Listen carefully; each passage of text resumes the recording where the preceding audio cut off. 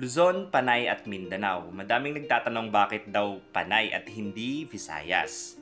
So ayon sa National Commission for Culture and the Arts of the Philippines, ang binasang dokumento ni Ambrosio Rianzares Bautista adon na Panay nga talaga. Kain ko para sa inyo in Spanish. So sorry agad kung mali yung pronunciation ko ha. Representando las tres estrellas, las tres principales islas de este archipelago, Luzon, Mindanao y Panay en que estallo este movimiento insurreccional. Or sinasabi nga doon na yung 3 stars ay nagsisignify sa 3 principal islands ng archipelago na to, o ang Luzon, Mindanao at ang Panay, kung saan nagsimula ang revolusyonaryo. Kung hindi ka pa rin naniniwala, search na lang yung website ng NCCA.